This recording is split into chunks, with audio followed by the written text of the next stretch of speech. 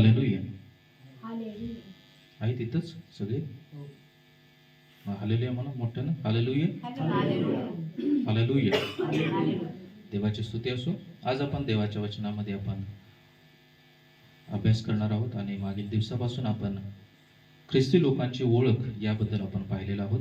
दोन गोष्टी आपण पाहिलेल्या आहेत. दुसरे तिमोथेयाचा दुसऱ्या अध्यायामधून आपण अभ्यास करत आहोत. आणि पहिला आपण काय पाहिलं? आपण कोण आहोत? आपण येशूचे चांगले शिपाई. आशिष इकडं बस, नाही तर म्हणजे ते थंड लागते तिकडं थोडीशी जास्त. हालेलुया. तर पहिलं आपण मुद्दा पाहिला होता की आपण येशूचे चांगले शिपाई आहोत. हालेलुया. शिपाई काय करतो? दुःख सहन करतो, संसाराच्या कार्यात गुंतत नाही आणि ज्यानं त्याला दाखल केलेला आहे त्याला तो काय करतो? संतुष्ट करण्याचा प्रयत्न करत असतो. त्याप्रमाणे आपण आपल्या जीवनामध्ये दुःख असेल तर आपण परमेश्वराच्या विरोधात कुरकुर न करता आपण ते सहन करणं पाहिजे.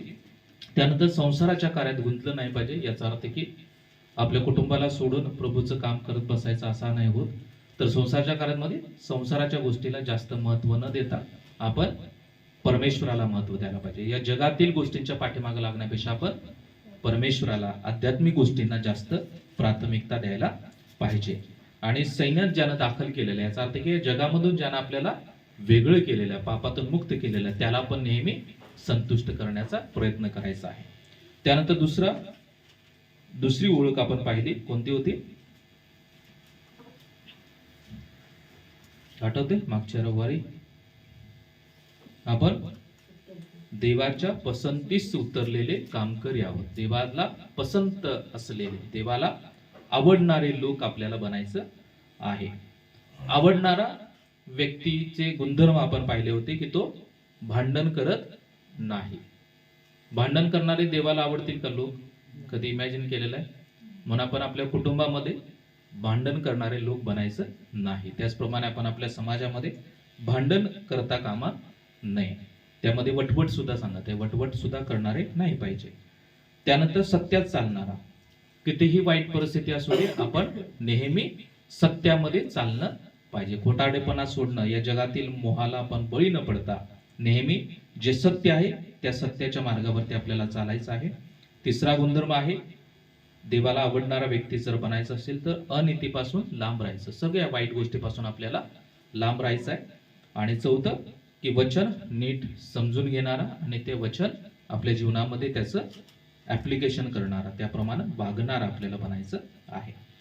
त्यानंतर आज आपण तिसरी ओळख आपण पाहणार आहोत आणि त्यासाठी आपण एक वचन वाचूया. दुसरे तिमोथेयाचा दुसरा अध्याय आणि 20 आणि 21 वचन वाचा. कुणाला मिळालं तर दुसरे तिमोथेय याचा दुसरा अध्याय 20 आणि 21 वचन. मोठ्या घरात केवळ सोन्याच्या व रुपयाची पात्रे असतात असे नाही, तर लाकडाची व मातीचीही असतात. काहींचा मान होतो व काहींचा अवमान होतो. यास्तव जर कोणी त्यापासून दूर राहून स्वतःला शुद्ध केले तर तो पवित्र केलेले व स्वामीला उपयोगी पडणारे, प्रत्येक चांगल्या कामास तयार केलेले असे मानाचे पात्र होईल. Praise the Lord. आणि तर तिसरी गोष्ट आपण पाहणार आहोत, तिसरी ओळख आपली, आणि ते म्हणजे आपण सर्वजण मानाचे पात्र आहोत. हालेलुया. आपण कोण आहोत? मानाचे पात्र.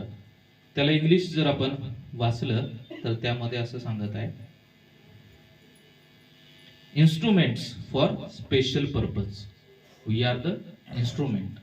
म्हणजे एक आपण साधन आहोत परमेश्वराचं गौरव करण्यासाठी. आपण सर्वजण मानाचे पात्र आहोत.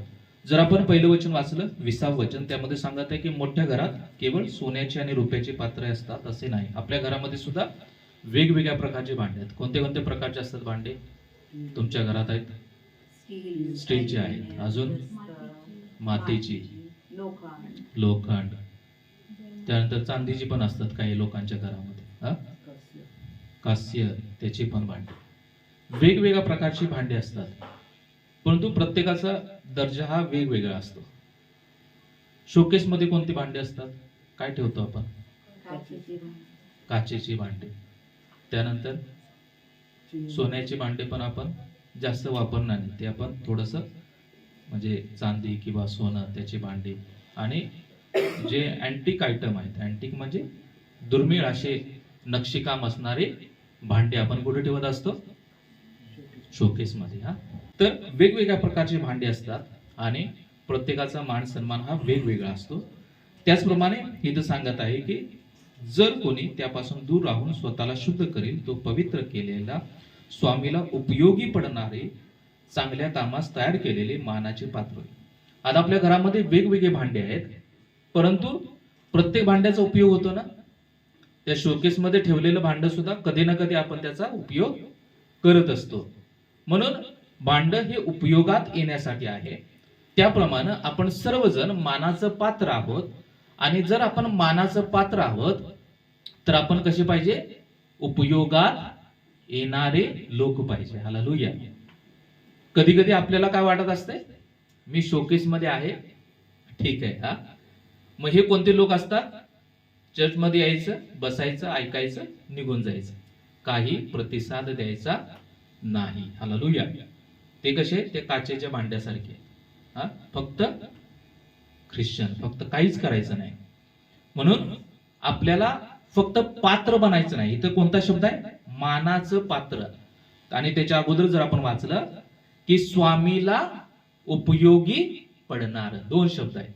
स्वामीला उपयोगी पडणारं पात्र आपल्याला बनायचं आहे आणि मानाचं म्हणजे ज्याचा सन्मान होईल अशा प्रकारे आपल्याला पात्र बनायचं आहे.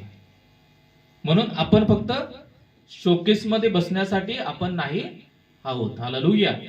देवानं प्रत्येकाच्या जीवनामध्ये काही ना काही उद्देश ठेवला आहे, काही ना काही प्रत्येकाच्या जीवनाबद्दल काही ना काही योजना आहे. त्यामुळे आपण स्वामीला उपयोगी पडलंच पाहिजे. हालेलुया. मग वेगवेगळ्या प्रकारे आपण उपयोगात पडू शकतो.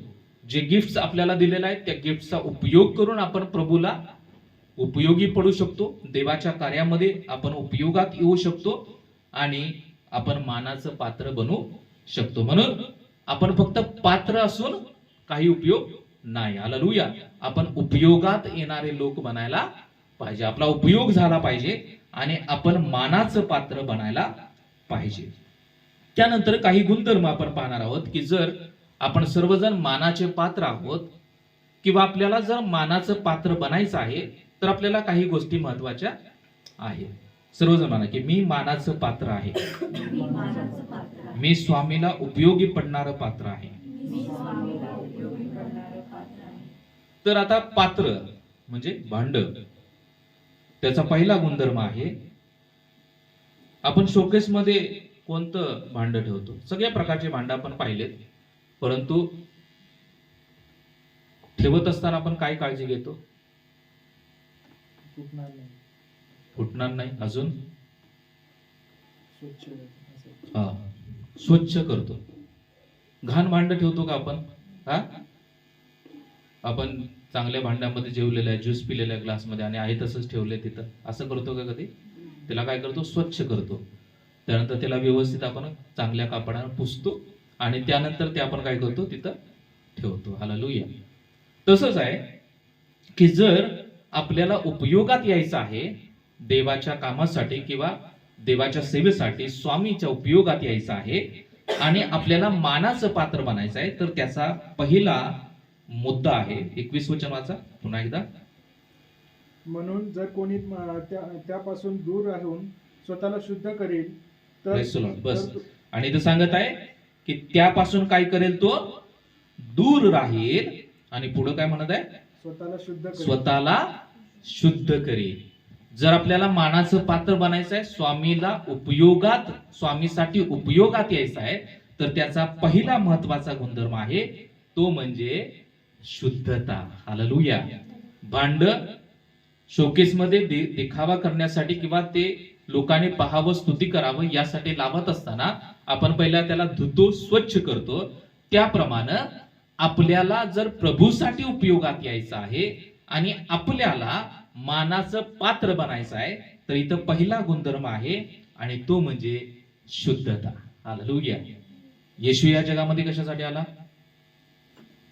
कशासाठी आला? आपल्याला शुद्ध करण्यासाठी आला.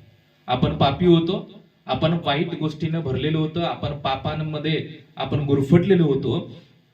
आपण अंधकरणामध्ये गेलेलो होतो, अंधकारामध्ये चालत होतो, बरं वाईट काहीच कळत नव्हतं. आणि येशू या जगामध्ये आला, कारण त्याला पाहवलं नाही की या जगामध्ये पाप भरलेला आहे, अंधकार भरलेला आहे. तेव्हा या जगामध्ये प्रकाश देण्यासाठी, सर्व पापापासून सर्वांना मुक्ती मिळण्यासाठी येशू या जगामध्ये आला. येशूचा हा उद्देश होता की आपण शुद्ध व्हावं, कारण जोपर्यंत आपण शुद्ध होणार नाही तोपर्यंत आपण स्वर्गामध्ये जाणार नाही. कारण स्वर्ग हा पवित्र ठिकाण आहे. ज्या ठिकाणी येशू राहतो ते कसं ठिकाण आहे? पवित्र ठिकाण आहे. कारण येशू, परमेश्वराचं वचन आपल्याला जुन्या करारामध्ये भरपूर वेळा सांगत आहे की जसा मी पवित्र आहे तशाच प्रकारे तुम्ही सुद्धा कसा असा? पवित्र असा. आपल्याला पवित्रतेसाठी पाचारण केलेलं आहे, आपल्या सर्वांना शुद्धतेसाठी पाचारण केलेलं आहे. आणि जेव्हा आपण पवित्रतेमध्ये चालणार, आपण स्वतःला पवित्र ठेवणार, आपण स्वतःला शुद्ध ठेवणार, तेव्हा देव आपला उपयोग करणार. हालेलुया. जर आपलं पात्र जर खराब असेल तर आपण ते चांगल्या ठिकाणी ठेवणार नाही. त्याचप्रमाणे आहे, जर आपल्यामध्ये घाण भरलेली आहे, जर आपल्यामध्ये अशुद्धता आहे, अपवित्रता आहे, तर देव आपला उपयोग करणार नाही. हालेलुया. कारण देवाला पाप आवडत नाही, देवाला अशुद्धता आवडत नाही. म्हणून इथं सांगत आहे की शुद्ध असलेला पाहिजे. मानाचं पात्र जर बनायचं आहे तर त्याचा गुणधर्म आहे की आपलं जीवन कसं पाहिजे? शुद्ध पाहिजे, आपण पवित्र पाहिजे. जेवढं तुम्ही पवित्रतेमध्ये चालत राहाल ना, तेवढा देवाचा अद्भुत अनुभव तुम्ही घेत राहाल. हालेलुया. तुम्हाला जर देवाचं दर्शन पाहिजे आहे, किंवा देवानं तुमच्याशी बोलावं असं जर वाटत आहे, देवानं तुमच्याशी सहभागिता करावी जर असं वाटत आहे, तर त्याचा एकच उपाय आहे आणि ते म्हणजे शुद्धतेमध्ये चाला. हालेलुया. जेवढं तुम्ही पवित्रतेमध्ये चालाल, सर्व वाईट गोष्टीपासून स्वतःला लांब राहाल, तेव्हा परमेश्वर तुमच्या सोबत चालणारा व्यक्ती होईल. हालेलुया. तुम्हाला कधीच तो सोडणार नाही. ज्याप्रमाणे मोशे सोबत परमेश्वर बोलायचा, ज्याप्रमाणे योबासोबत परमेश्वर असायचा, जुन्या करारामधील जे देवाचे महान सेवक होऊन गेले त्यांच्या बरोबर जसा परमेश्वर राहायचा, त्याप्रमाणे परमेश्वर तुम्हा प्रत्येकाबरोबर राहील. हालेलुया. कारण परमेश्वराला शुद्धता खूप आवडते, परमेश्वराला पवित्रता खूप आवडते. आणि जर मी पवित्र आहे आणि जर मी शुद्ध आहे तर परमेश्वर माझ्या सोबत राहणार, परमेश्वर माझ्या सोबत चालणार. मी जिकडे जात आहे त्या तिकडं परमेश्वर माझ्या सोबत नेहमी असणार आहे. म्हणजे तो सांगत आहे की मानाचं पात्र बनायचं आहे. जर मला वाटत आहे की मला स्वामीच्या उपयोगात यायचं आहे, तर मला काय करावं लागेल? सुरुवात शुद्धतेपासून करावं लागेल. आपल्या जीवनामध्ये जर पाप असेल तर त्या पापाचा त्याग करून, पश्चाताप करून आपण इथून पुढे आपल्याला पवित्र जीवन जगावं लागेल. हालेलुया.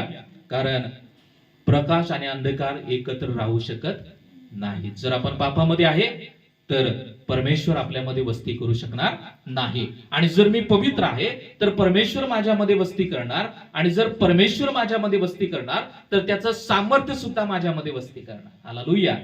समजत आहे? नवीन करारामध्ये जे 12 शिष्य परमेश्वराने निवडलेत, 12 शिष्यांच्या सोबत परमेश्वराचं सामर्थ्य होतं. त्याचं एकच कारण की त्यांच्यामध्ये शुद्धता होती, त्यांच्यामध्ये पवित्रता होती. आणि त्याच कारण की तो पवित्र परमेश्वर त्यांच्या पवित्र जीवनामध्ये वस्ती करत होता. हालेलुया. मग स्तेफनाचं उदाहरण, तो जात असताना पेत्राचं उदाहरण, भरपूर असे सेवक त्यांचा आपण पाहतो की ते जेव्हा जात होते तेव्हा अनेक लोक चमत्कार स्वीकारत होते. हालेलुया. म्हणून आज आपण विचार करूया की जर माझा उपयोग करावा जर मला वाटत असेल तर त्यासाठी पहिली पायरी आपल्याला पार करावी लागेल आणि ती म्हणजे आपल्याला शुद्धतेमध्ये राहावं लागेल. हालेलुया. आपल्याला पाप करत बसून चालणार नाही. तर आपल्याला सर्व वाईट गोष्टी सोडून आपल्याला शुद्धतेमध्ये चालल्यानंतरच परमेश्वर आपल्याला मानाचं पात्र बनवणार, आपल्याला त्याच्या उपयोगात येणार तो आपल्याला पात्र बनवणार. म्हणून आपल्याला शुद्धतेमध्ये राहावंच लागेल. लेवी 22:32, लेवी 22 आणि 32 वचन. माझ्या पवित्र नावाला तुम्ही कलंक लावू नये, पण इस्रायल लोकांमध्ये मला पवित्र मानण्यात येईल. तुम्हाला पवित्र करणारा मी परमेश्वर आहे. परमेश्वर या ठिकाणी सांगत आहे की मी तुम्हाला काय केलेलं आहे? पवित्र केलेला आहे. मी तुम्हाला पवित्र करणारा परमेश्वर आहे, तुम्हाला शुद्ध आणि पवित्र करणारा परमेश्वर आहे. आणि जर मी तुम्हाला शुद्ध केलेला आहे, मी तुम्हाला पवित्र केलेला आहे, तर इथं सांगत आहे की माझ्या पवित्र नावाला तुम्ही कलंक लावू नका. हालेलुया. परमेश्वरानं जर मला क्षमा केलेलं आहे, परमेश्वरानं जर मला शुद्ध केलेलं आहे, पवित्र केलेलं आहे, तर माझं काम काय? पुन्हा पाप करत बसायचं आहे का? नाही. पुन्हा पापामध्ये जीवन जगायचं नाही, पुन्हा अंधकारामध्ये राहायचं नाही. ज्या गोष्टी परमेश्वराला आवडत नाही त्या गोष्टी आपल्याला करत बसायचं नाही. जर आपल्याला माहित असेल, जर आपण पाप करत आहोत, चुकीच्या गोष्टी करत आहोत, तर याचा अर्थ की आपण आपल्या पवित्र परमेश्वराच्या नावाला कलंक लावत आहोत. हालेलुया. आणि देवाची इच्छा अशी नाही की आपण त्याच्या नावाला कलंक लावावा. अनेक ख्रिस्ती लोक आपण पाहतो, चर्चला जायचं, प्रार्थनेला जायचं, चर्च सुटलं की दारूच्या गुत्त्यावर, तंबाखू, वेगवेगळ्या पुड्या, तरुण मुलं सुद्धा ख्रिस्ती लोक आपण पाहिलेले आहेत. फक्त नावासाठी काय करायचं? चर्चला जायचं, प्रार्थना करायची. अनेक तरुण लोक सध्या आपण पाहतो की पापामध्ये, व्यभिचाराच्या पापामध्ये, वेगवेगळ्या वासनामध्ये गुरफटलेले आहेत, वेगवेगळ्या ॲडिक्शन मध्ये गुरफटलेले आहेत, वेगवेगळ्या गोष्टीमध्ये तरुण मुलं गुरफटलेले आहेत. म्हणून परमेश्वर आपल्याला या वाईट गोष्टीपासून आपण लांब राहावं. आणि तो सांगत आहे की तो पवित्र परमेश्वर आहे आणि त्याच्या लेकराने पवित्र असायला पाहिजे, आपण सर्वांनी पवित्र असायला पाहिजे, यासाठी त्यानं स्वतःचं जीवन दिलेलं आहे. आणि तो सांगत आहे की जर मी तुम्हाला पवित्र केलेलं आहे, जर मी तुम्हाला शुद्ध केलेलं आहे, तर पुन्हा पाप करून, पुन्हा चुकीच्या गोष्टी करून माझ्या पवित्र नावाला कलंक लावू नका. हालेलुया. जर आपण पाप करत आहोत, जर आपण गुपित गोष्टीमध्ये गुरफटलेलो आहोत, याचा अर्थ की आपण परमेश्वराच्या नावाला कलंक लावत आहोत. पहिले पेत्र 1:15, पहिले पेत्र 1:15. तर तुम्हाला पाचारण करणारा जसा पवित्र आहे, तसे तुम्हीही सर्व प्रकारच्या आचरणात पवित्र असा. आपल्याला पाचारण करणारा परमेश्वर जसा पवित्र आहे, तसं आपण सर्व प्रकारच्या आचरणात, म्हणजे आपण बोलण्यामध्ये, आपण वागण्यामध्ये, सगळ्या गोष्टीमध्ये आपण कसं पाहिजे? पवित्र पाहिजे. सर्व प्रकारच्या आचरणामध्ये, पैशाच्या व्यवहारामध्ये आपण चांगलं पाहिजे, वागण्यामध्ये आपण चांगलं पाहिजे, आपण बोलण्यामध्ये आपण चांगलं पाहिजे, आपण विचार करण्यामध्ये आपण चांगलं पाहिजे. कधी कधी आपण काय करतो? मनातून विचार करतो, परंतु मत्तेमध्ये सांगत आहे की जर तू तुझ्या डोळ्यानं सुद्धा एखाद्या स्त्रीकडं जर वाईट नजरेनं पाहिलेलं आहे, तर ते मी काय केलेलं आहे? मनामध्ये तुम्ही रिअल मध्ये त्या स्त्री सोबत व्यभिचार केलेला आहे. हालेलुया. इतकं कडक आपलं देवाचं वचन सांगत आहे. म्हणून आपल्या मनाद्वारे, आपल्या वागण्याद्वारे, आपल्या बोलण्याद्वारे, सर्व कृतीद्वारे, म्हणून इथं सांगत आहे की सर्व प्रकारच्या आचरणात, सर्व प्रकारच्या आचरणात आपण काय पाहिजे? पवित्र असायलाच पाहिजे. मत्तई 5:8 वाचा, कोणाला मिळालं तर. मत्तई याचा 5वा अध्याय 8वं वचन मोठ्या आवाजामध्ये वाचा. मत्तई. शुद्ध ते धन्य, कारण ते देवाला पाहतील. जे अंतकरणाचे शुद्ध ते धन्य, ते काय करतील? इथं कोणी पाहिलेलं आहे देवाला? कुणाला दर्शन झालेलं आहे येशूचं? नाही. जर तुम्हाला अनुभव घ्यायचा असेल तर इथं सांगत आहे की जे अंतकरणाचे शुद्ध आहे, ज्यांचं अंतकरण शुद्ध आहे, ते काय करतील? देवाला पाहतील. आणि जर हे सत्य वचन आहे तर ते सत्य वचन पूर्ण होणार सुद्धा आहे. तुम्ही शुद्धतेमध्ये जेवढं चालाल, तुम्ही जेवढं पवित्रतेमध्ये चालाल आणि प्रार्थनेमध्ये जेव्हा तुम्ही जास्त वेळ घालवाल, मी तुम्हाला गॅरंटी देतो की परमेश्वर तुम्हाला दर्शन देईल. हालेलुया. जसा सेवकांच्या बरोबर बोलत होता, तसा परमेश्वर तुमच्या बरोबर बोलेल, दृष्टांताद्वारे तुमच्या बरोबर बोलेल, आमने सामने तुमच्या सोबत तो काय करेल? बोलेल. परंतु त्याला काय आवडतं? शुद्ध हृदय आवडतं. कपटानं भरलेलं, द्वेषानं भरलेलं, अक्षमाशील वृत्तीनं भरलेलं अंतकरण त्याला आवडत नाही. म्हणून या सगळ्या गोष्टी सोडून इथं सांगत आहे की आपलं जेव्हा अंतकरण आपण शुद्ध करतो, तेव्हा इथं सांगत आहे की ज्यांचं अंतकरण शुद्ध आहे, ज्यांचं मन शुद्ध आहे, पवित्र आहे, ते काय करतील? देवाला पाहतील, देव त्यांना दर्शन देईल. जर त्यांनी देवाला हाक मारली तर देव स्वर्ग सोडून त्यांच्या समोर काय करेल, उभा राहील. परंतु ती शुद्धता आपण टिकवून ठेवणं गरजेचं आहे. हालेलुया. कधी कधी सैतान येतो, आपल्या मनामध्ये मोह घालतो आणि आपल्याला म्हणतो की एवढं केल्यावर काय होत नाही. हालेलुया. कधी कधी सैतान चुकीच्या गोष्टी सांगतो की एवढं पाप कर, नंतर काय कर, क्षमा कर, परमेश्वर तुला काय करेल, क्षमा करेल. कधी कधी आपण त्या मोहाला बळी पडतो आणि आपण पाप करत राहतो, आपण चुकीच्या गोष्टी करत राहतो. म्हणून तो सांगत आहे की जे अंतःकरणाचे शुद्ध ते देवाला पाहतील. जर आपल्यामध्ये शुद्धता आहे, आपण पवित्र जीवन जगणारे लोक आहोत, तर परमेश्वर नक्कीच आपल्याला दर्शन देणार. स्तोत्रसंहिता 73 पहिलं वचन. स्तोत्रसंहिता 73:1. देव इस्रायलावर, शुद्ध मनाच्या लोकांवर खरोखर कृपा करणारा आहे. शुद्ध मनाचे लोक, जे पवित्र जीवन जगणारे लोक आहेत, त्यांच्यावर परमेश्वर काय करणार आहे, कृपा करणारा आहे. त्यांना सहाय्य करणारा परमेश्वर आहे, त्यांच्या सोबत राहणारा परमेश्वर आहे. परमेश्वराची कृपा याचा अर्थ की परमेश्वराचा आशीर्वाद अशा लोकांच्या वरती कायमस्वरूपी असतो. कोणत्या लोकांच्या वरती? जे शुद्ध असतात, जे मनानं शुद्ध असतात, जे अंतःकरणानं शुद्ध असतात, जे पवित्र जीवन जगतात, त्यांच्यावरती देवाचा आशीर्वाद नेहमी असतो.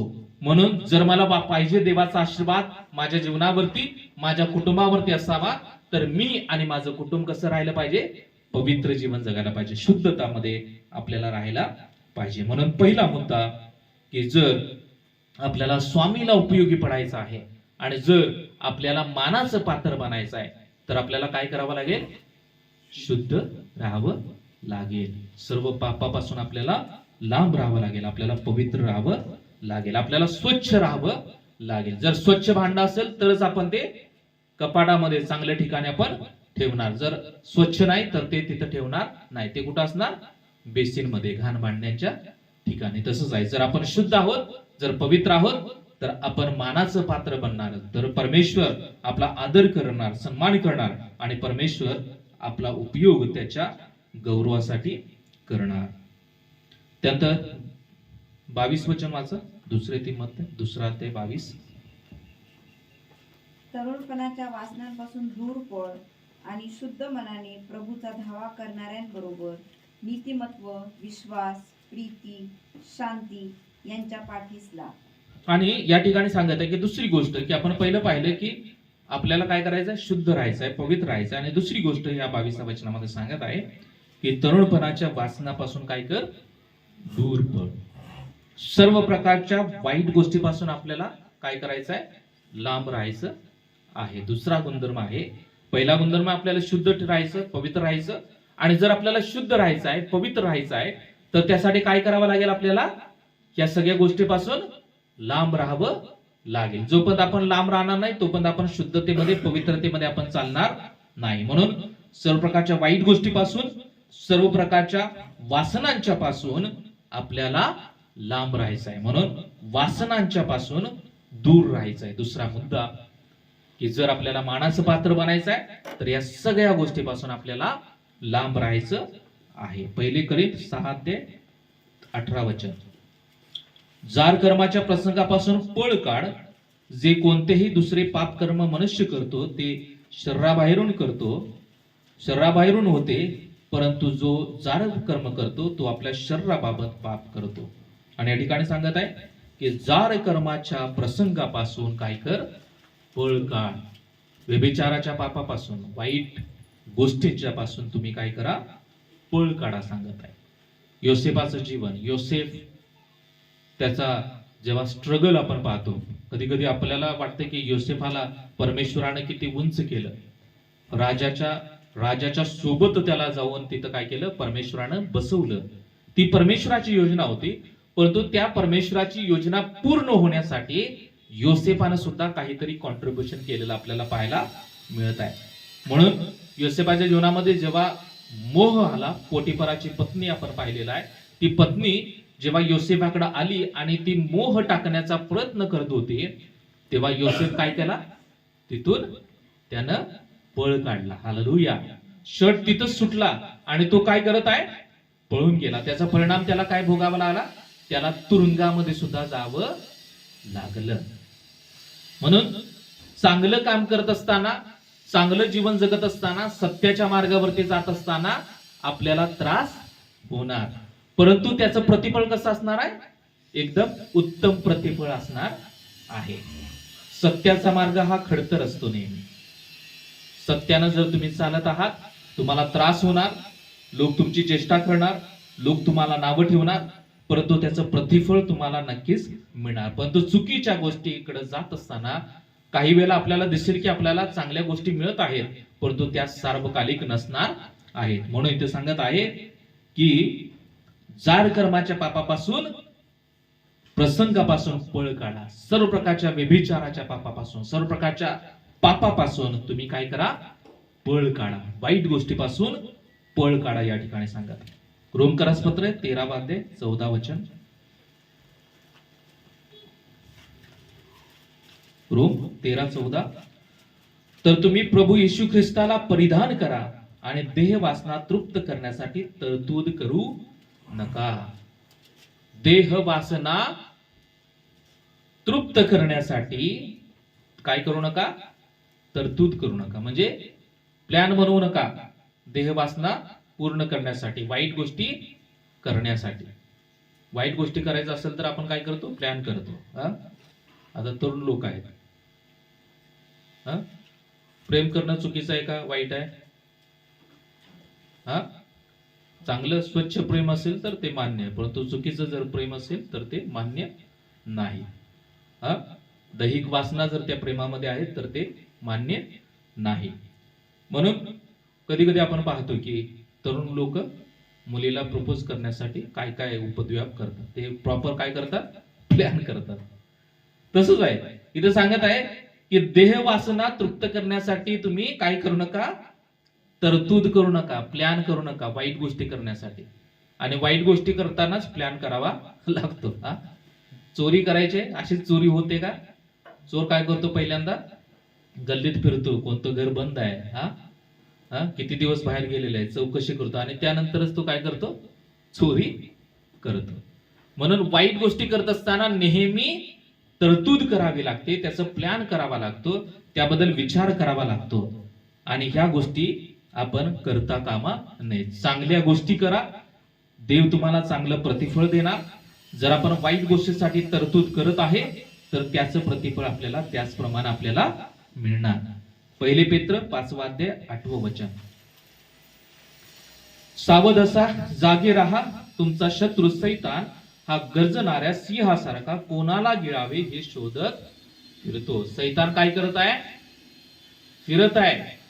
कोण मला सापडतोय, अर्पण सापडतोय का आशिष सापडतोय, कोण मला सापडतोय, त्याला मोहात टाकण्यासाठी, त्याला पाप करायला प्रवृत्त करण्यासाठी, तो गिळण्यासाठी नेहमी काय आहे, तयार आहे. पण आपल्या कधी कधी आपण काय करतो, आपण स्वतःहून त्याच्या तोंडात जाऊन पडतो, गिळ म्हणा, आपण चुकीच्या गोष्टी करत असताना. म्हणून तर परमेश्वराचं वचन सांगत आहे की आपल्याला सावध राहायचं आहे. आपल्याला नेहमी कसं राहायचं आहे, सावध राहायचं आहे. सैतानाच्या कुयोजना, सैतान ज्या वाईट गोष्टी आखत आहे की आपण पाप करावं, आपण मोहात पडावं, आपण परमेश्वरापासून लांब जावं, यासाठी सैतान नेहमी प्रयत्नशील आहे. म्हणून सांगत आहे, सावध असा, जागे राहा, तुमचा शत्रू सैतान हा गिळण्यासाठी नेहमी प्रयत्न करत आहे. मग दुसरा मुद्दा आपण पाहत आहोत आणि तो म्हणजे आपल्याला वासनांच्या पासून आपल्याला नेहमी लांब राहायचं आहे. दैहिक वासना, म्हणून मागे आपण पाहिल्या दैहिक वासना, ज्या दैहिक वासना आहे, राग, द्वेष, मत्सर, तट, फुटी, पक्षभेद, हेवा, दारूबाजी, रंगेलपणा, जारकर्म, या ज्या काही दैहिक वासना आहेत, या वासनांच्या पासून आपल्याला काय करायचं आहे, नेहमी लांब राहायचं आहे. आणि जेव्हा आपण यापासून लांब राहणार तेव्हाच आपण पवित्र जीवन जगणार, तेव्हाच आपण शुद्ध राहणार. म्हणून आपल्याला मानाचं पात्र बनायचं आहे, स्वामीच्या उपयोगात यायचं आहे. तर आपल्याला या सगळ्या वाईट गोष्टीपासून आपल्याला लांब राहायचं आहे. 4 हात लांब राहायचे. ज्याप्रमाणे कधी कधी आपण जे वाईट वागणारे लोक असतात, आपण काय करतो, त्यांच्यापासून 4 हात लांब राहतो. आपण लोकांच्या पासून राहतो, परंतु कधी कधी वाईट पापापासून आपण 4 हात लांब राहण्यापेक्षा आपण काय करतो, एकदम जवळ असतो. म्हणून आपल्याला वाईट लोकांच्या पासून आपल्याला लांब राहायचंच आहे, परंतु वाईट पापापासून, वाईट गोष्टींच्या पासून सुद्धा आपल्याला लांब राहायचं आहे. त्यानंतर तिसरा मुद्दा, 22 वचन वाचा पुन्हा. तरुणपणाच्या वासनांपासून दूर पळ आणि शुद्ध मनाने प्रभूचा धावा करणाऱ्यांबरोबर नीतिमत्व, शुद्ध मनाने प्रभूचा धावा करणाऱ्यांच्या बरोबर, म्हणजे शुद्ध मनानं धावा करणारे लोक आपल्याला बनायचं आहे. शुद्धतेबद्दल आपण पाहिलं, धावा करणं याचा अर्थ की प्रार्थना करणं, प्रार्थना करणं याचा अर्थ की परमेश्वराचा आपण शोध घेणारे लोक बनायला पाहिजे. आपण कधी कधी शोध घेतो, कधी कधी आपलं जीवन आहे रविवारचा शोध असतो आपल्याला. फक्त रविवारी चर्च मध्ये जायचं आणि परमेश्वराला शोधायचं, परमेश्वराला म्हणायचं की परमेश्वरा मला आशीर्वाद दे, परंतु परमेश्वर काय आशीर्वाद देत नाही. कधी कधी अनेक ख्रिस्ती लोक काय करतात, ख्रिसमस, गुड फ्रायडे आणि ईस्टर या 3 दिवशी चर्चला जातात. असे पण ख्रिस्ती लोक आहेत. म्हणून इथं सांगत आहे की प्रभूचा धावा कर, प्रभूला शोधणारे लोक, प्रभूला नियमितपणे प्रार्थना करणारे लोक जेव्हा आपण बनणार, तेव्हाच परमेश्वर आपल्याला मानाचं स्थान देणार, तेव्हाच परमेश्वर आपल्याला त्याच्या उपयोगात आणणार.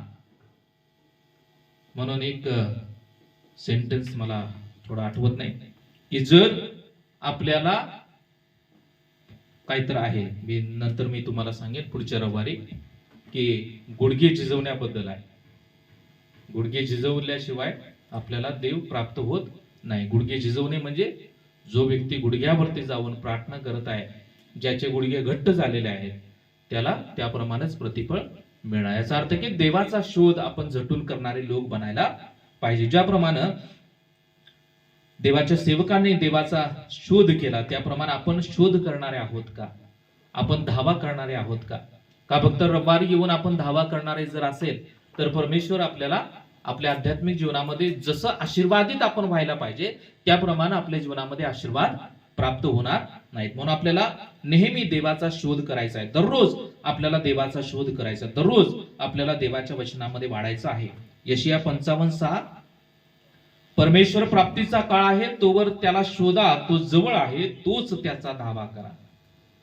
परमेश्वर प्राप्तीचा काळ आहे. आता आपण इथं बसलेलो आहे, प्रार्थना करत आहे, कोणी काही आपल्याला त्रास देत नाही.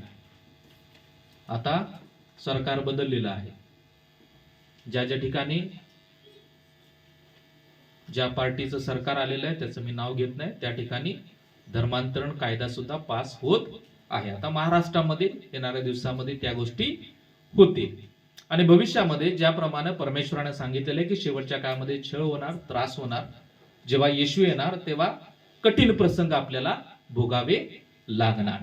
म्हणून तो सांगत आहे की आत्ताच परमेश्वर प्राप्तीचा काळ आहे, आत्ताच आपल्याला वचन वाचण्याची संधी आहे, आत्ताच आपल्याला प्रार्थना करण्याची संधी आहे. त्या काळामध्ये जर आपण असेल, त्या छळाच्या प्रसंगामध्ये तेव्हा जर आपण जिवंत असेल तर तो काळ अतिभयानक असणार आहे. हालेलुया.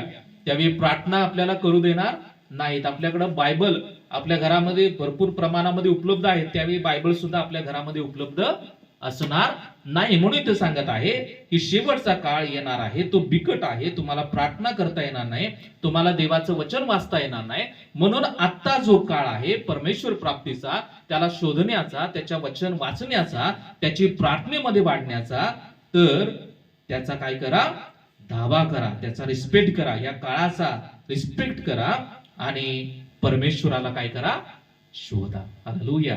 आपण कशा प्रकारे परमेश्वराचा शोध घेत आहोत याचं परीक्षण आपण करूया. आपल्याला देवाचं वचन पाठ आहे का, देवाचे वचन आपल्याला माहित आहेत का. जोपर्यंत आपण वाचणार नाही तो आपल्याला हे माहित होणार नाही. हालेलुया.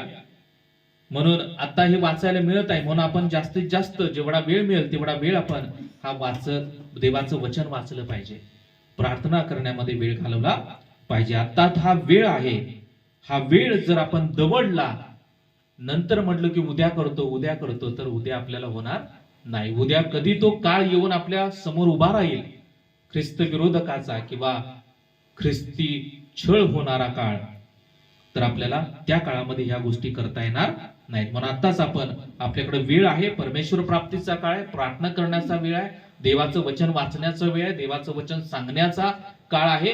या गोष्टी आत्ताच आपल्या समोर उपलब्ध आहेत, सकारात्मक आहेत, तेव्हा याचा आपण उपयोग करायला पाहिजे. स्तोत्रसंहिता 105:4, परमेश्वर व त्याचे सामर्थ्य याचा शोध करा, त्याच्या दर्शनासाठी सदा आतुर असा. देवाच्या दर्शनासाठी तुम्ही काय असा? आतुर असा. आपण आतुर असतो का देवाच्या दर्शनासाठी? रविवार आल्यानंतर आपल्यामध्ये आनंद होतो का? हा, आज मी रविवारी चर्चमध्ये जाणार आहे, देवाची आराधना करणार आहे.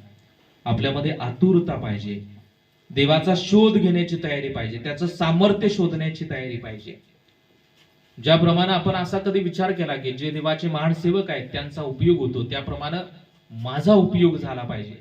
त्यासाठी मी देवाचा शोध करत आहे की देवा तू त्यांना सामर्थ्य दिलेलं आहे, मला सुद्धा तेच सामर्थ्य पाहिजे. परमेश्वर पक्षपात करणार आहे का? नाही. परमेश्वर सर्वांना आशीर्वाद देण्यासाठी तयार आहे, परंतु आपण ते आशीर्वाद घेण्यासाठी आपण त्याच्या जवळ असणं गरजेचं आहे. कधी कधी आपण लांब असतो आणि देवाला सांगतो की देवा आशीर्वाद दे, आशीर्वाद दे, परंतु देव आपल्याला आशीर्वाद देत नाही. म्हणून तो सांगत आहे परमेश्वर व त्याचे सामर्थ्य याचा शोध करा, त्याच्या दर्शनासाठी आतुर असा. स्तोत्रसंहिता 105:3, तिसरं वचन वाचा. त्याच्या पवित्र नावाचा अभिमान बाळगा, जे परमेश्वरासाठी आतुर झाले आहे त्यांचे मन हर्षित हो. आणि जे परमेश्वरासाठी आतुर असतात ते कसे होणार? हर्षित होणार, ते आनंदी असणार. जे खरंच प्रामाणिकपणे परमेश्वराचा शोध घेतात, परमेश्वराच्या पाठीमागे लागतात, प्रार्थना करणारे असतात, देवाचं वचन वाचणारे असतात, नेहमी आध्यात्मिक गोष्टींना महत्व देणारे असतात, असे लोक परमेश्वरासाठी आतुर असतात. आणि जे आतुर लोक आहेत त्यांना परमेश्वर आशीर्वादित करतो. ते लोक नेहमी हर्षित असतात. भले त्यांची परिस्थिती कशी असू दे, बिकट असू दे, संकटामध्ये ते लोक असू देत, परंतु देव त्यांना अनंत काळचा आशीर्वाद देतो, हर्षित त्यांना करतो. त्यांना नेहमी त्याच्या चेहऱ्यावरती एक वेगळा आनंद आपल्याला पाहायला मिळतो. हालेलुया.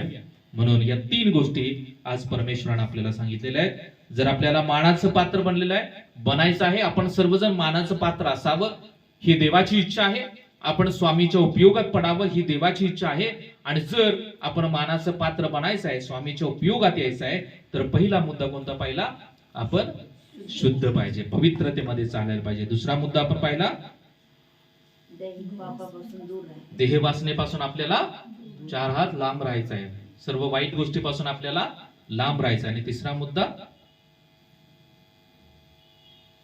देवाचा शोध करायचा आहे, धावा करायचा आहे, देवाला शोधायचा आहे. देवाजवळ या म्हणजे तो तुमच्या जवळ येईल. देव कधी येणार? आपण जो पण देवाकडे जात नाही तो पण देव आपल्या जवळ येणार नाही. म्हणून आपल्याला देवाचा शोध करायचा आहे, देवाच्या जवळ जायचं आहे, प्रभूचा धावा करायचा आहे. आणि जेव्हा आपण प्रभूचा धावा करणार तेव्हा परमेश्वर आपल्याला त्याच्या मानाचं पात्र बनणार. जेवढा वेळ आपल्याकडे आता उपलब्ध आहे तेवढा वेळ आपण प्रभूसाठी खर्ची केला पाहिजे. आपण भरपूर वेळा म्हणतो की माझ्याकडे वेळ नाही, परंतु मोबाईलमध्ये वेस्ट वेळ घालवायला आपल्याला भरपूर असतो. रील्स नुसतं स्क्रोल करत आपण बसतो. हे रील्स सगळे रील्स वायफळ आहेत.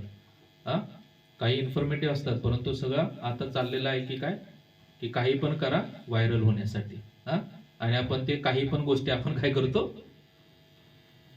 पाहत बसतो आणि आपला वेळ वाया घालवतो. त्यापेक्षा आपण जर देवाचं वचन वाचलं, प्रार्थनेमध्ये वेळ घालवला, तर त्याद्वारे परमेश्वर आपल्याला आशीर्वादित करेल. म्हणून प्रभूचा शोध जेव्हा आपण करतो, त्याला शोधतो, तेव्हा तो आपल्याला मिळतो आणि तो आपल्याला त्याच्या मानाचं पात्र बनवतो, आपल्याला उपयोगात आणतो. प्रार्थना केल्याशिवाय तो आपल्याला उपयोगात आणणार नाही. जेवढा वेळ तुम्ही अधिक प्रार्थनेमध्ये घालवणार तेवढा तो परमेश्वर तुम्हाला उपयोगात आणणार आणि तुम्हाला त्याचं मानाचं पात्र बनवणार.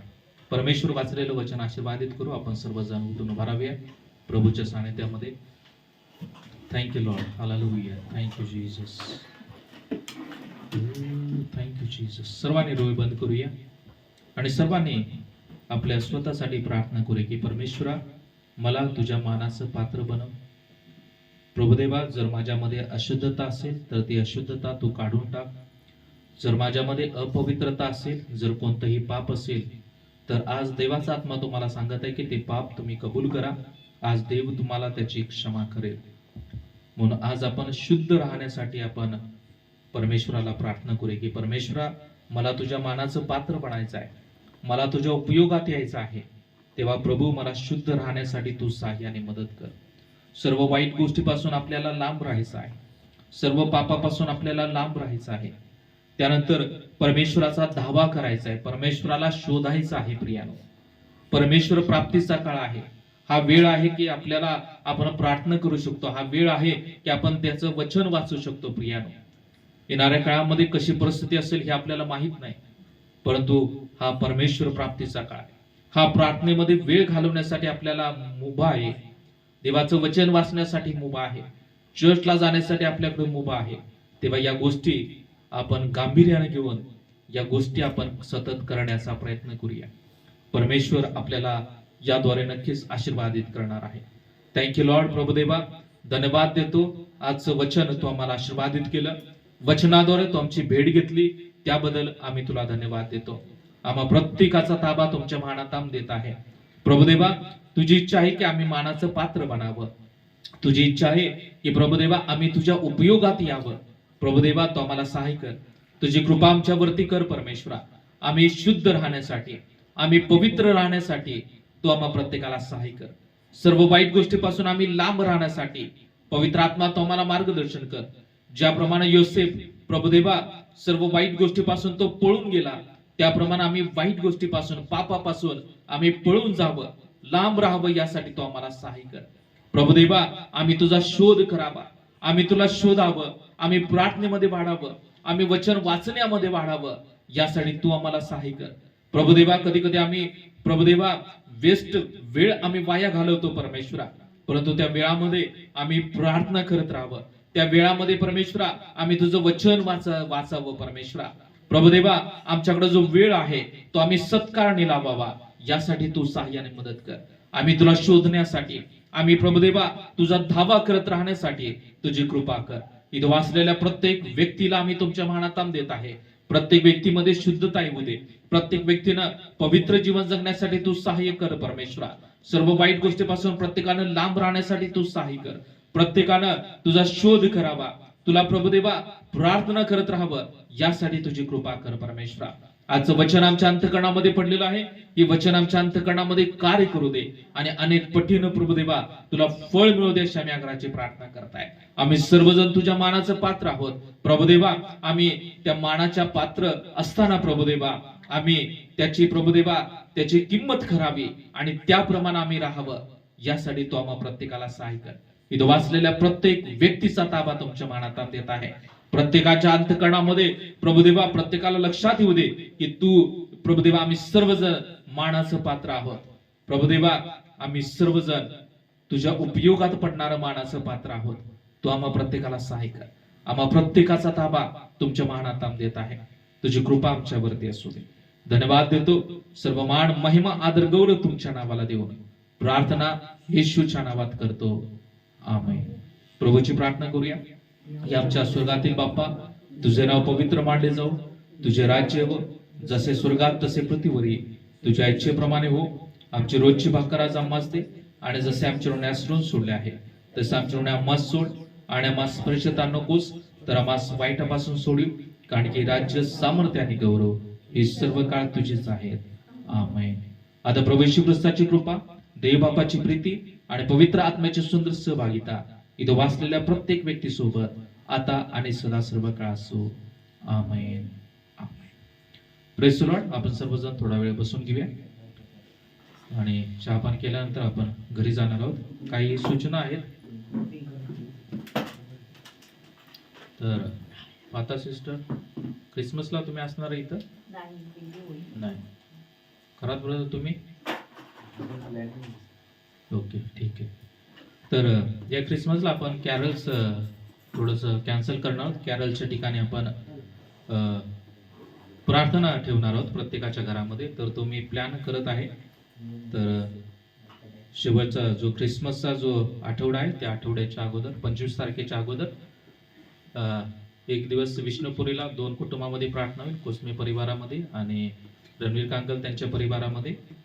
त्यानंतर जाधव परिवारामध्ये एक दिवस, पाता शिशू नाही, त्यानंतर अवसरी कुटुंबामध्ये एक दिवस प्रार्थना होईल आणि त्यानंतर आमच्या कुटुंबामध्ये आणि आशिष यांच्या, आणि जर खरात ब्रदर उपलब्ध असेल तर तर त्यांच्या घरामध्ये सुद्धा एक दिवस प्रार्थनेचा आपण करणार आहोत. तर आपण हे घरगुती प्रार्थना म्हणजे हे कॅरल्स आपण करणार आहोत. घरी जाऊन आपण ख्रिसमसचे गीत गाणार आहोत, एखादं वचन आपण अभ्यास करणार आहोत आणि आपण ख्रिसमस साजरा करणार आहोत. या वेळेमध्ये तुम्ही तुमच्या आजूबाजूच्या लोकांना बोलवू शकता, इन्व्हाइट करू शकता आणि या प्रार्थनेमध्ये तुम्ही त्यांना सहभाग घेण्यासाठी मदत करू शकता. तर अशा प्रकारे या वर्षी आपण कॅरल्स करणार आहोत. प्रत्येकाच्या कुटुंबामध्ये आपण कमीत कमी अर्धा ते पाऊण तास आपण प्रार्थना करणार आहोत. तर याची सर्वांनी नोंद घ्या आणि मी पुढच्या आठवड्यामध्ये मी तुम्हाला त्या डेट्स सांगेन, कोणत्या डेटला कोणत्या घरी प्रार्थना असणार आहे ते. ओके, अजून कोणाच्या काही सूचना किंवा काय सांगायचे कोणाला? ओके, आपण एकमेकांना भेटू आणि त्यानंतर आपण घरी जाऊ चहा पान केल्यानंतर. Thank you, God bless you.